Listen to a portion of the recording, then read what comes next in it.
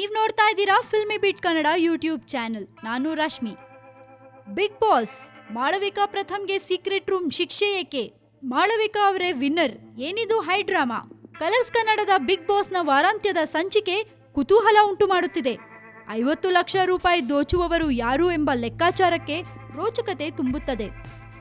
ಎಂದಿನಂತೆ ಶನಿವಾರ ಕಾಣಿಸಿಕೊಂಡ ಕಿಚ್ಚ ಸುದೀಪ್ ಈ ವಾರ ಇಬ್ಬರು ಎಲಿಮಿನೇಟ್ ಆಗ್ತಾರೆ ಎನ್ನುತ್ತಾ ಮಾಳವಿಕಾ ಹಾಗೂ ಪ್ರಥಮ್ರಿಗೆ ಗೇಟ್ ಪಾಸ್ ಪ್ರಕಟಿಸಿದ್ರು. ಹಾಗಿದ್ರೆ ಮಾಳವಿಕಾ ಅವರೇ ವಿನ್ನರಾ? ಏನಿದು ಹೈ ಡ್ರಾಮಾ? ನಿಜವಾಗಿಯೂ ಮಾಳವಿಕಾ ಹಾಗೂ ಪ್ರಥಮ್ ನಿರ್ಗಮಿಸಿದ್ದಾರಾ? ಈ ಎಲಿಮಿನೇಷನ್ ಪ್ರಕ್ರಿಯೆ ಹೈ ಡ್ರಾಮಾನಾ? ಅವರಿಬ್ಬರು ಮತ್ತೆ ಎಂಟ್ರಿ ಕೊಡ್ತಾರಾ? ಹೀಗೊಂದು ಅನುಮಾನ ಹುಟ್ಕೊಂಡಿದೆ. ಅವರಿಬ್ಬರು ಬಿಗ್ ಬಾಸ್ ಮನೆಯಲ್ಲಿ ಇದ್ದಾರೆ. ಅವರನ್ನು ಸೀಕ್ರೆಟ್ ರೂಮ್ನಲ್ಲಿ ಇರಿಸಲಾಗಿದೆ. ಅಷ್ಟೇ ಅಲ್ಲ, ಗ್ರ್ಯಾಂಡ್ ಫಿನಾಲೆಯಲ್ಲಿ ಇವರಿಬ್ಬರು ಕೂಡ ಸ್ಟೇಜ್ ಮೇಲೆ ಇರ್ತಾರಂತೆ. ಹೀಗೆಂದು ರಹಸ್ಯ ಸುದ್ದಿ ಒಂದು ಕೇಳಿ ಬಂದಿದೆ. ಮಾಳವಿಕಾ ಮತ್ತು ಪ್ರಥಮ್ರನ್ನು ಬಿಗ್ ಬಾಸ್ ಮನೆಯಲ್ಲಿ ಸೀಕ್ರೆಟ್ ರೂಮ್ನಲ್ಲಿ ಇರಿಸಿದ್ದು ಅವರು ವಾಪಸ್ ಬರುವ ಹೊತ್ತಿಗೆ ಬಿಗ್ ಮನೆಯ ಪಂದ್ಯಕ್ಕೆ ರೋಚಕತೆ ಬರಲಿದೆ. ಅನಂತರ ಮಾಳವಿಕಾ ಅವರನ್ನು ವಿನ್ನರ್ ಎಂದು ಘೋಷಿಸುವ ರೀತಿಯಲ್ಲಿದೆ ಅಲ್ಲಿನ ವೈಖರಿ.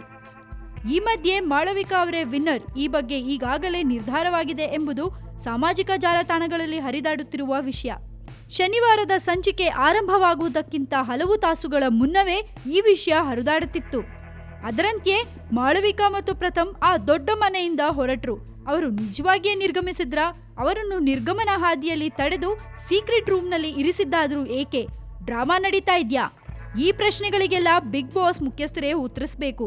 ಇಲ್ವೇ ಕುತೂಹಲದೊಂದಿಗೆ ಒಂದಿಷ್ಟು ಸಮಯ ಕಾಯಬೇಕು.